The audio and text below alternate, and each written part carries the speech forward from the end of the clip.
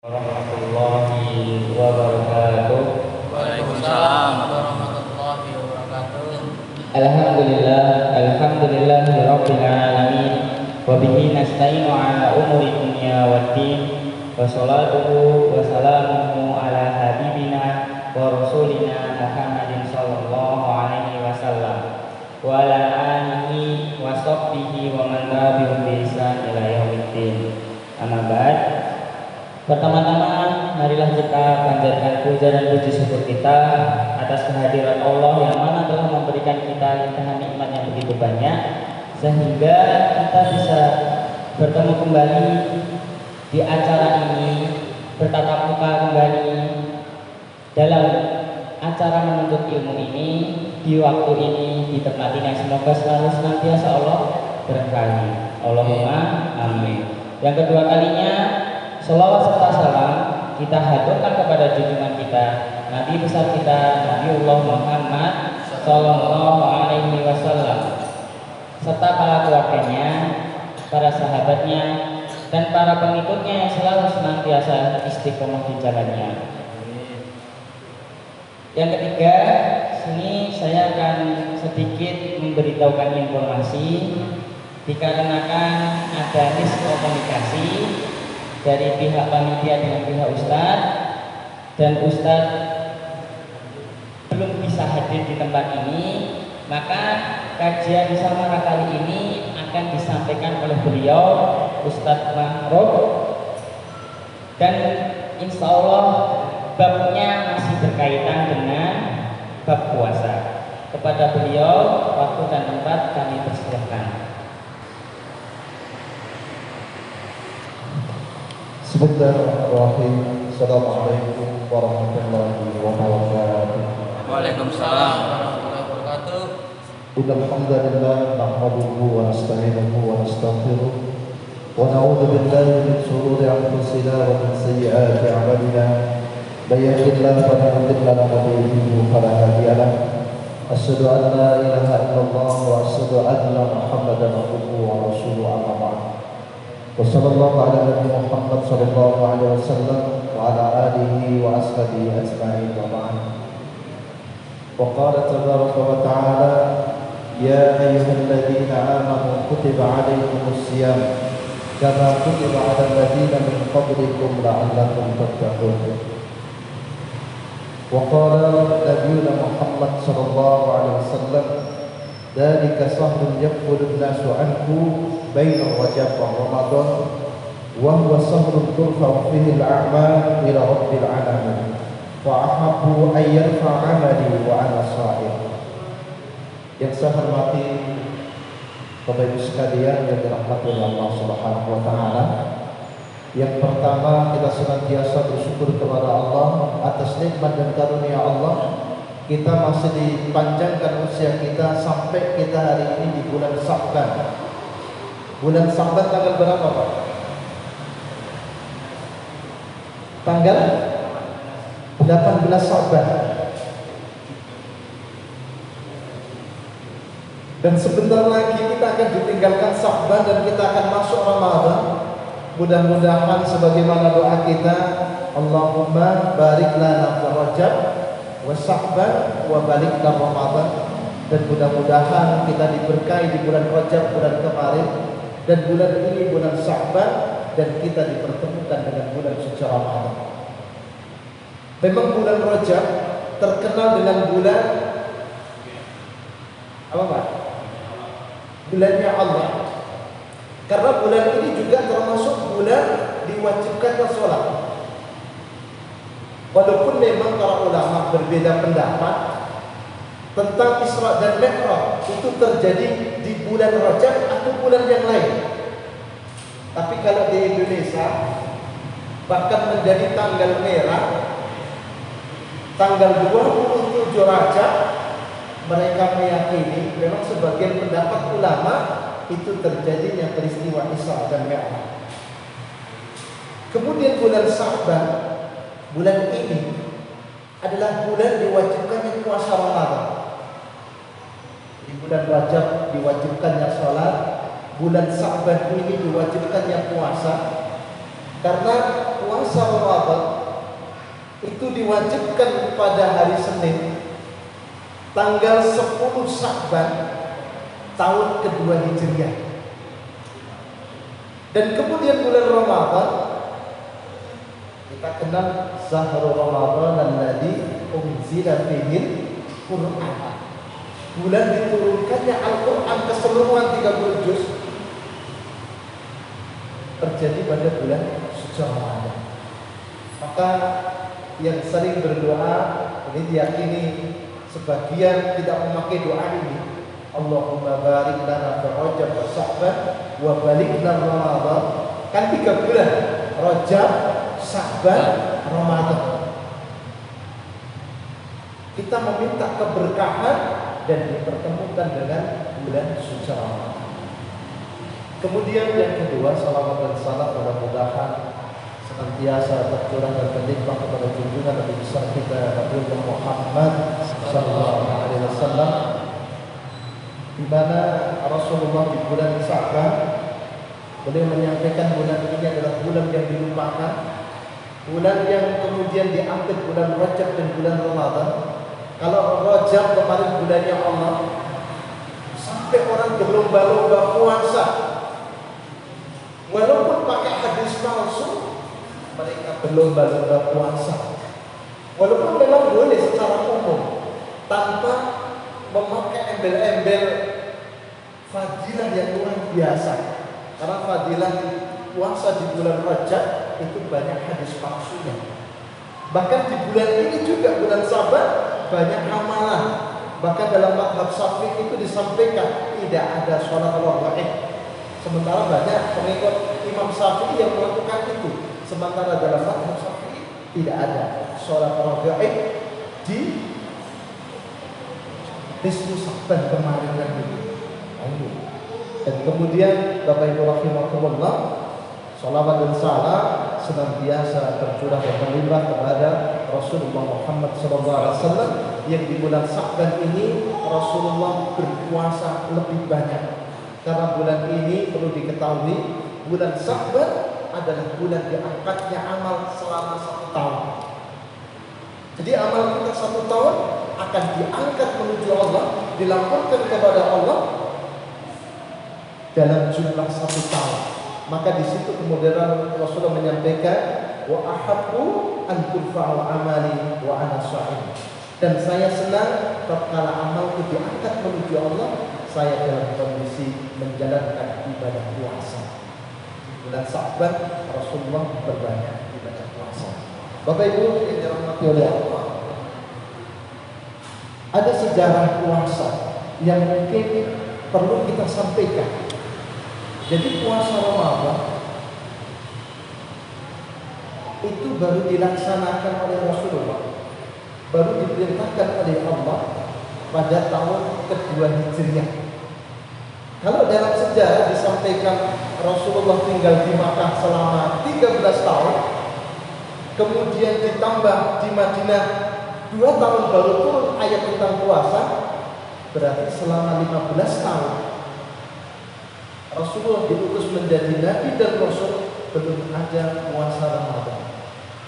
Jadi 15 tahun sejak Rasulullah 40 tahun diangkat, 13 tahun di Makkah berdakwah, baik sir, baik jahar, 13 tahun, ditambah 2 tahun di Madinah, berarti 15 tahun belum ada puasa Ramadan.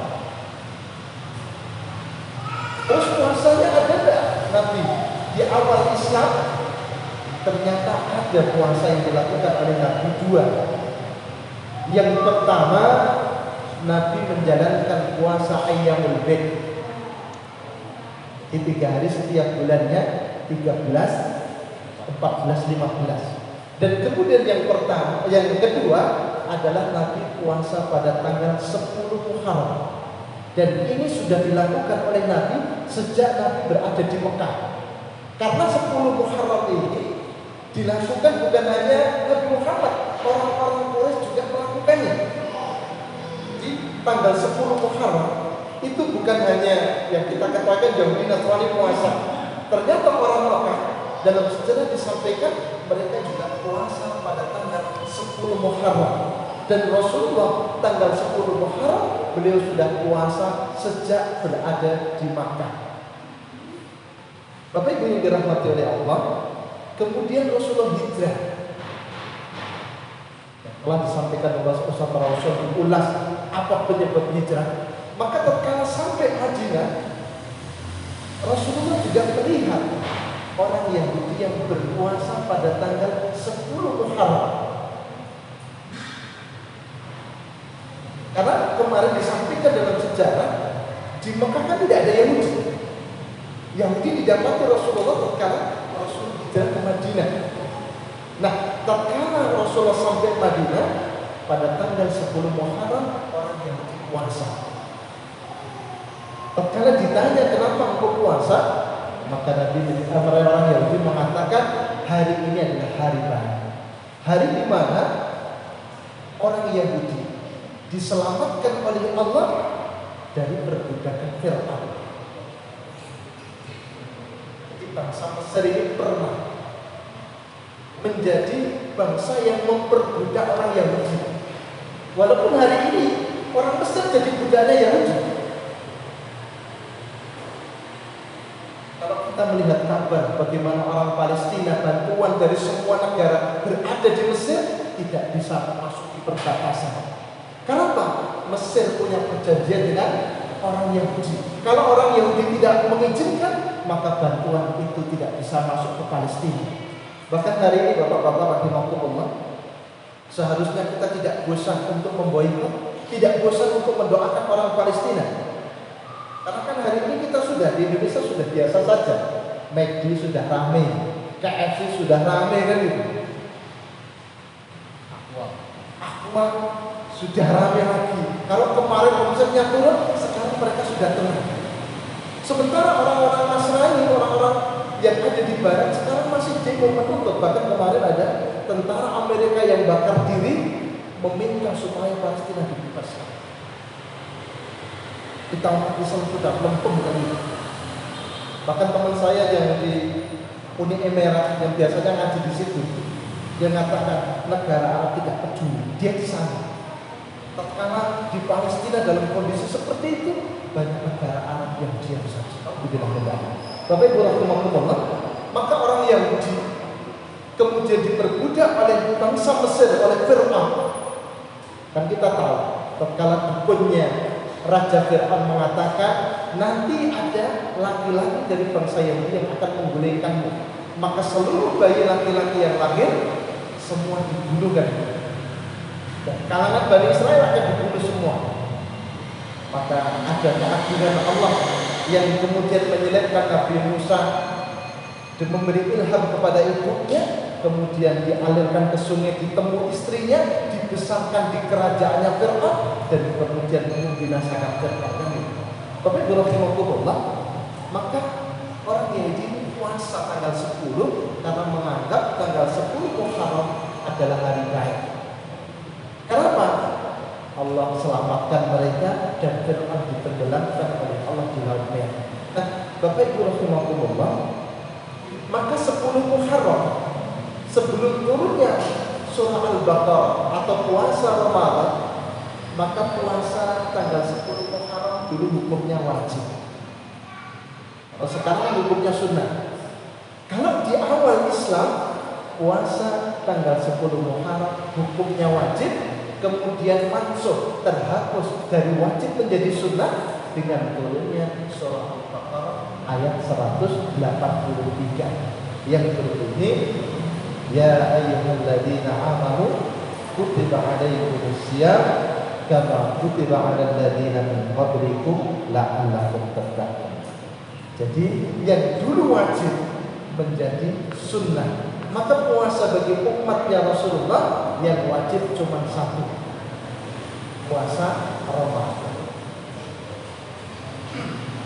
Maka puasa Ramadan pada fase awal mengalami beberapa fase. Jadi tidak seperti kita, kapan kita mulai tidak makan, tidak minum, tidak berhubungan suami istri, mulai terbit fajar sampai tenggelamnya matahari. Maka fase awal puasanya umat Rasulullah, puasa tanggal 13, 14, 15, kemudian yang kedua tanggal 10 Muharram, kemudian dihapus dengan puasa Ramadan. Maka puasa Ramadan mengalami 3 fase. Yang pertama, fase itu adalah fase boleh memilih antara dia puasa atau membayar fidyah. Dalilnya surah Al-Baqarah ayat 189. Allah berfirman, wa 'alal ladzina yutiqunahu fidyatun ta'amu miskin. Faman tatawwa'a khairan fahuwa khairul lahu. Dalam surah Al-Baqarah ini Allah berfirman, barang siapa yang tidak mampu berpuasa, maka hendaklah dia membayar fidyah, yaitu memberi makan seorang miskin setiap hari yang dia tinggalkan. Maka ayat ini menjadi landasan puasa fase pertama. Apa fase pertama? Puasanya boleh memilih antara dia puasa Ramadan atau dia membayar fidyah. Jadi dulu boleh umat Islam di awal turunnya Ramadan boleh memilih antara dia puasa atau membayar fidyah. Saya kemarin membuka fidyah, ternyata setiap daerah itu memutuskan tidak sama. Setiap daerah tidak sama jenis makanan yang kemudian dibayarkan untuk membayar fidyah. Kalau di Madiun, Madiun menetapkan fidyah itu 15.000, setara dengan 3 bungkus nasi jotos tadi. 5.000, 15.000. Kalau di Jakarta fidyah itu nilainya 60.000. Maka kalau fase awal dalam puasa Ramadan boleh memilih antara dia berpuasa atau membayar fidyah. Tapi Allah menekankan dan puasa itu lebih baik bagi kalian. Walaupun boleh membayar fidyah atau puasa, tapi puasa lebih utama daripada membayar fidyah. Walaupun bukan karena sekarang kan fidyah masih berlaku. Siapa Pak yang boleh membayar fidyah?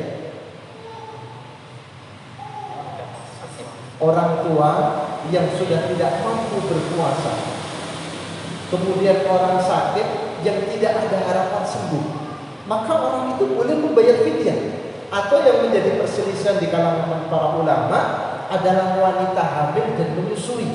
Ini menjadi perselisihan di kalangan para ulama. Tapi kalau orang tua yang sudah tidak mampu, maka tidak boleh berpuasa, tapi dia membayar fidyah. Orang sakit yang tidak ada harapan sembuh, maka dia membayar fidyah. Tapi kalau orang hamil dan menyusui, masih menjadi ikhtilaf di kalangan para ulama. Maka saat ini itu yang boleh, tapi zaman awal dalam Islam seseorang boleh memilih antara puasa atau dia membayar fidyah. Nah, kira-kira kita pilih mana Pak? Yang mampu bayar fidyah. Sing duit bayar fidyah. Ya kalau males poso 15.000 kan gitu kan. Mood poso ya puasa kan. Tapi kemudian itu terhapus. Kemudian muncullah fase kedua. Fase kedua, seseorang berpuasa bukanya saat maghrib, berhenti untuk berbuka setelah adzan isya. Kalau sekarang mungkin 1 jam waktunya. Jadi kalau awal membayar fidyah atau puasa, kemudian fase kedua tidak ada itu. Fidyah hanya untuk kelompok-kelompok tertentu. Kemudian puasa itu berbukanya saat maghrib, berhentinya saat kumandang adzan, atau saat adzan maghrib sudah waktunya buka, dia tertidur walaupun belum sampai isya, maka dia tidak boleh makan dan minum, harus mulai puasa saat itu. Bisa dibuktikan sejarah yang disampaikan oleh para sahabat Nabi, kisah tentang Qais bin Sirmah. Qais bin Sirmah adalah sahabat Nabi dari Madinah. Bahkan kita sampaikan sering diskusi di depan masjid, orang Madinah ini bertani, kalau orang makan ini dagang. Nah, Qais bin Sirmah karena dia orang Madinah, kebiasaannya Qais ini bertani. Pagi hari dia tani, pulang sore cari buka. Sampai rumah karena dia tanya istrinya, "Dik, ada makanan?" Kata istrinya, "Tidak ada, Mas. Sebentar tak cari makan." Saat istrinya keluar cari makan, Qais ini sudah capek, kemudian tertidur.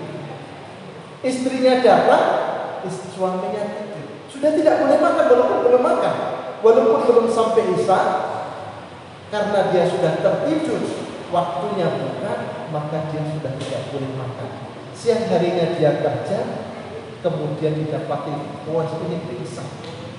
Saat pingsan, kemudian disampaikanlah peristiwa ini kepada Rasulullah. Kemudian turun surah Al-Baqarah yang selanjutnya, yaitu surah Al-Baqarah ayat 187 yang bunyinya, "Uhilla lakum lailatas siyami rafasu ila nisaikum."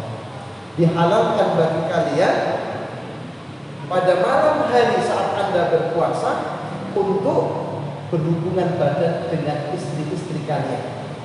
Kalau berhubungan badan itu boleh di malam hari, berarti makan minum sekarang menjadi boleh.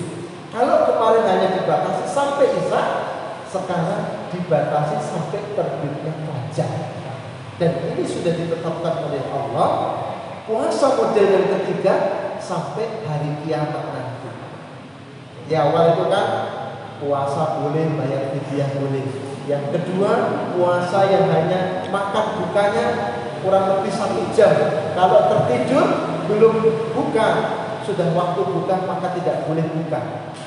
Kemudian yang ketiga, di malam hari diperbolehkan berhubungan badan dengan istrinya. Kalau dulu dibatasi sampai isya, sekarang dibatasi sampai fajar.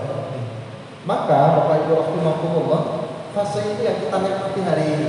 Ada buka, sholat maghrib, habis sholat maghrib makan lagi kan, berangkat taraweh, habis taraweh makan lagi kan. Nah, inilah fase yang kita alami. Sudah tidak ada perubahan lagi sampai hari kiamat. Maka puasa didefinisikan oleh para ulama, yaitu menahan diri dari makan dan minum dan berhubungan suami istri mulai terbit fajar sampai tenggelamnya matahari dengan niat tertentu. Dia harus ada niat. Kemarin sudah disampaikan tentang fikih bagaimana niat puasa, ya kan? Harus di malam hari. Maka harus ditentukan dengan niat, atau yang model satu kali untuk 1 bulan, atau niat setiap malam hari mereka melaksanakan niat. Dan inilah puasa saat ini. Bapak Ibu rahimakumullah, maka puasa Ramadan ini hukumnya wajib, kama kutiba 'alal ladzina min qablikum la'allakum tattaqun. Maka memang ada puasa umat-umat terdahulu. Kita mengenal puasanya Nabi Daud, 1 hari puasa, 1 hari tidak. Kita mengenal puasanya Nabi Sulaiman. Gimana Pak? Mesti banyak yang tidak tahu puasanya Nabi Sulaiman. Nabi Sulaiman punya puasa sendiri. Puasanya 3 hari awal bulan, berarti tanggal 1, 2, 3. 3 hari pertengahan bulan, 13, 14, 15. Kemudian 3 hari di akhir bulan. Kalau bulannya 29, mulainya 27, 28, 29. Kalau bulan umurnya 30, mulainya 28, 29, 30. Kemudian ada puasanya Nabi Isa. Jadi Nabi Isa juga mengerjakan puasa. Puasanya Nabi Isa adalah puasa damai, yang hari puasa. Jadi Nabi Isa tiap hari puasa. Kemudian ada puasa orang kaum sebelum kita, ada puasanya Maryam. Maryam itu puasanya 2 hari puasa, 2 hari tidak. 2 hari puasa, 2 hari tidak. Dan inilah yang disampaikan oleh Ibnu Abbas tentang puasa umat-umat sebelum umat Rasulullah Muhammad SAW. Bapak Ibu yang dirahmati oleh Allah Subhanahu wa taala, maka kita perlu sampaikan puasa Ramadan ini wajib. Wajib bagi siapa? Yang pertama, wajib bagi orang yang beragama Islam. Kalau ada orang Kristen puasa melalui toleransi, maka tidak dapat pahala karena bukan yang diwajibkan. Ya, mungkin dapat efek sehat dari itu. Kan hari ini banyak orang-orang di Jepang, orang-orang di Barat, kemudian tatkala jatuh Ramadan mereka itu puasa. Selain menghormati, dia mendapatkan efek, hanya efek dunia, tidak mendapatkan ampunan, tidak mendapatkan pahala seperti kita umat Islam. Bapak Ibu yang dirahmati oleh Allah, maka puasa ini wajib bagi orang Islam. Kemudian yang kedua, balik. Balik ini dalam ukuran syariat. Kalau laki-laki sudah mimpi basah, kalau perempuan sudah datang haid, kalau laki-laki atau perempuan, laki-laki tidak mimpi basah, belum pernah keluar sperma, atau perempuan tidak pernah haid, maka dilihat usianya. Sebagaimana dalam mazhab Syafi'iyah ditentukan kalau ada laki-laki yang tidak pernah mimpi basah, tidak pernah keluar sperma, atau perempuan tidak haid sampai tua, maka ukurannya adalah usia 15 tahun. Dalam mazhab Syafi'i 15 tahun menunjukkan seseorang sudah balik. Di sini insya Allah sudah balik semua kan gitu. Jadi tanda-tandanya, bukan hanya tanda-tandanya, sudah punya anak masuk belum balik kan gitu. Maka yang pertama Muslim, Islam, kemudian balik, kemudian berangkat. Maka kalau ada orang gila tidak puasa wajar, karena mereka adalah orang yang rufi al-qalam. Maka Rasulullah menyampaikan ada 3 kelompok yang pena itu diangkat, tidak dicatat. Siapa mereka? Anak-anak sampai dia balik, orang tidur sampai dia terbangun, kemudian orang gila sampai dia berangkat. Kemudian yang keempat dalam mazhab Syafi'i, yang wajib berpuasa adalah orang yang mampu.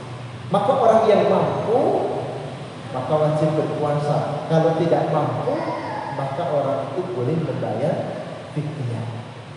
Nah, Bapak Ibu rahimahullah, maka karena puasa wajib, maka meninggalkan puasa dengan sengaja tanpa ada udzur, maka hukumnya adalah dosa besar. Imam Ad-Dhahabi, penulis buku tentang dosa-dosa besar, belum menyampaikan orang yang meninggalkan puasa tanpa ada udzur, maka dosanya lebih besar daripada zina, lebih besar daripada minum khamr. Tapi hari ini Pak, walaupun dosa meninggalkan puasa itu lebih besar, ini pakarnya. Jadi Imam Ad-Dhahabi itu punya buku yang berjudul Al-Kabair, dosa-dosa besar. Kemudian dia memberi ranking tentang dosa-dosa besar itu. Beliau menyampaikan orang yang meninggalkan puasa itu dosanya lebih besar daripada zina dan lebih besar daripada minum khamr. Tapi hari ini kita lihat orang yang tidak puasa itu berbeda. Kalau orang zina itu masih cari kamar kok, cari kamar. Itu kalau jenengan pergi ke Tawangmangu itu aja, di tengah jalan diawe-awe kamar kosong kan gitu kan. Ya jadi siapa? Orang-orang yang berzina kan masih cari kamar. Orang minum khamr masih cari flyer kan? Di klub, iClub dan lain sebagainya kan ya, apa? Tempat-tempat tiang-tiang, terus sini yang dekat apa? Flyer, tempat-tempat yang tertutup, maksudnya tidak bebas. Masih cari tempat. Sing ra duwe duit masih cari kuburan, Pak. Medion ini untuk mabuk itu, saya tak ada teman bukan mabuk. Tak tanya kalau mabuk di mana? Kuburan. Betul itu kalau di kuburan. Artinya puasa ditinggalkan, ya, yang dosanya lebih besar daripada zina dan minum khamr, mereka tidak punya rasa malu. Orang yang zina masih cari kamar, orang yang minum khamr cari tempat-tempat yang kemudian tersembunyi, malu. Tapi hari ini alhamdulillah kembali banyak orang yang tidak berpuasa tanpa ada rasa malu, sementara dosanya lebih besar daripada zina dan minum khamr. Alhamdulillah kembali. Bahkan kemarin muncul slogan hormati orang yang tidak berpuasa. Kemarin sempat itu acara ini, hormati orang yang tidak berpuasa. Mau dibilang benar. Bapak Ibu yang dirahmati oleh Allah Subhanahu wa taala, demikian yang dapat saya sampaikan karena saya ini tidak datang karena ada miskomunikasi antara panitia dengan ustaz. Kami minta maaf karena ini sebenarnya jadwalnya Ustaz Hafid baju tentang fikih selanjutan kemarin. Kami mohon maaf tidak istilahnya tidak bisa menghadirkan beliau karena ada miskomunikasi. Mungkin demikian yang dapat saya sampaikan. Jazakumullah khairan katsiran. Mudah-mudahan tidak mengurangi niat kita untuk mencari ilmu. Mudah-mudahan Allah tetap memberikan keberkahan ilmu kepada kita. Berikan Pak Jim.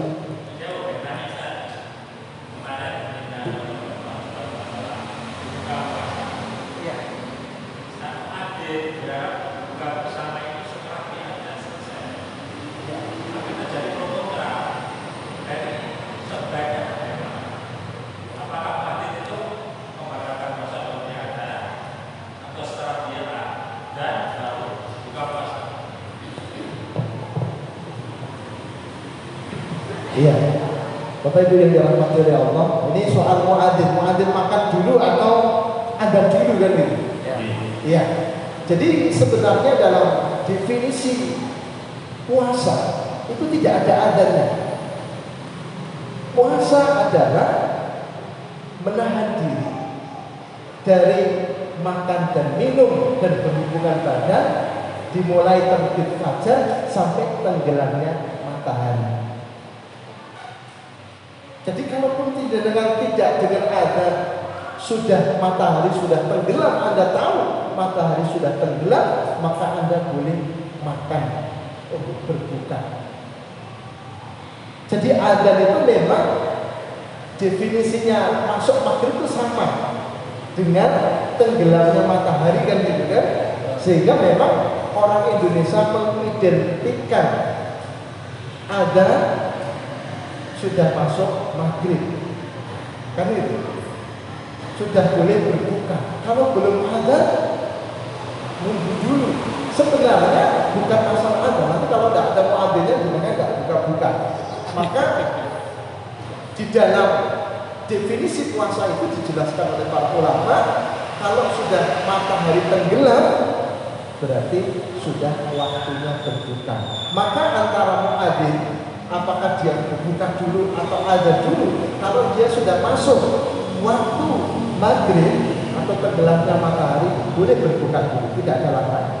Karena memang adzan bukan menjadi syarat. Berarti nanti kalau muadzinnya lupa orang adzan tidak boleh makan buka. Jadi ini yang perlu dipahami bahwasanya bukan karena adzannya, tapi karena tenggelamnya matahari. Allahu a'lam. Kata Pak Juni. Ya, jadi utama sunnah bukan wajib. Lebih utama sunnahnya adalah menyegerakan, membatalkan walaupun dengan makan kurma atau minum air itu mendapatkan sunnah. Namanya sunnah menyegerakan berbuka puasa. Cik, tidak buka pertanyaan. Cik, ada lagi.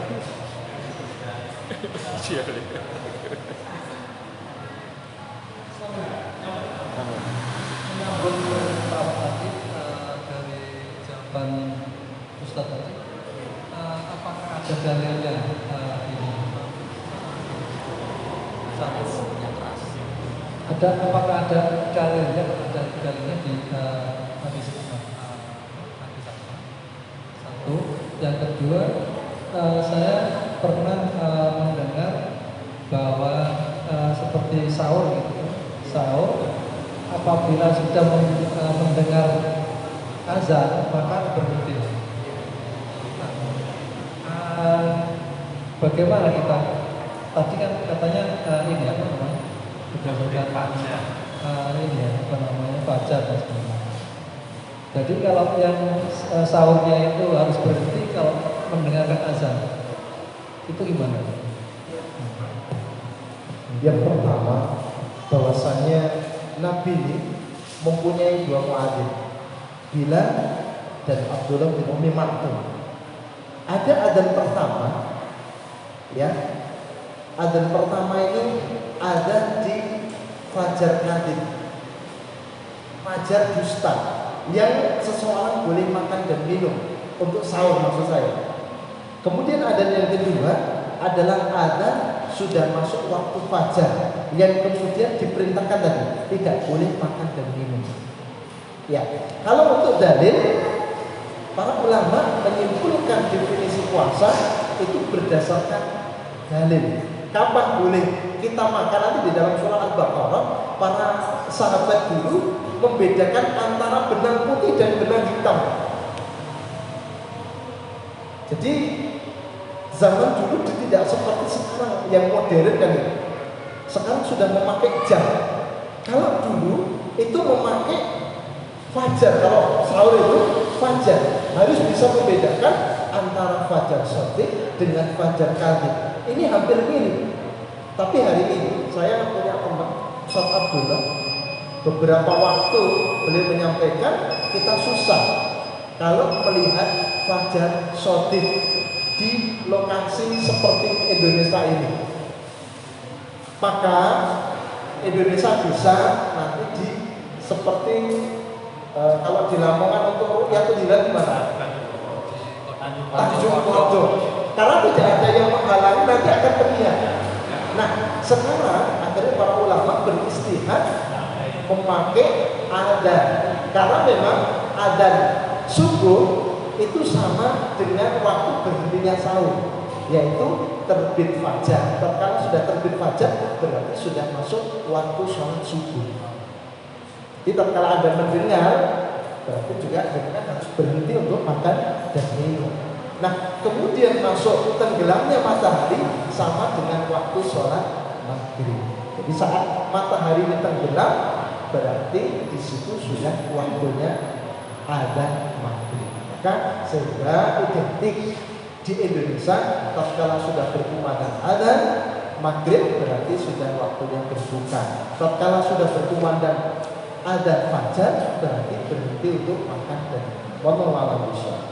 Dalilnya nanti ada di surah Al-Baqarah, dengan saya di luar tak sampaikan ini, insyaallah. Demikian, mohon maaf. Mudah-mudahan saya langsung tutup karena ini cadangan bukan Ustaz Irti. Ada pertanyaan sebenarnya. Ya, demikian. Subhanallah wa bihamdika, asyhadu an la ilaha illa anta, astaghfiruka wa atubu ilaik. Assalamualaikum warahmatullahi wabarakatuh. Waalaikumsalam. Selanjutnya yaitu sebelum menginjak acara selanjutnya, jazakumullah khairan katsiran kepada Ustaz Ma'ruf atas penyampaiannya.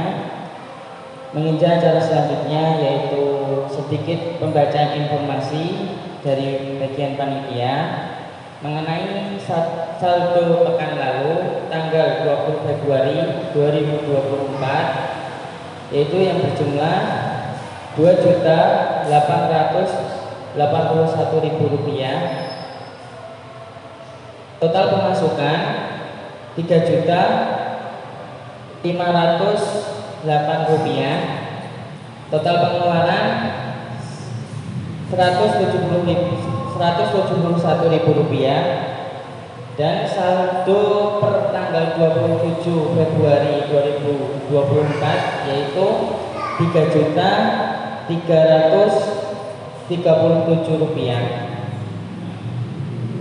Demikian adalah pembacaan sedikit saldo yang bisa saya sampaikan. Semoga dengan ini mari kita doakan bersama kepada para donatur agar senantiasa apa yang beliau berikan kepada kita untuk mensukseskan acara ini dan bisa bermanfaat di kemudian hari, khususnya bisa menjadi syafaat di yaumil qiyamah.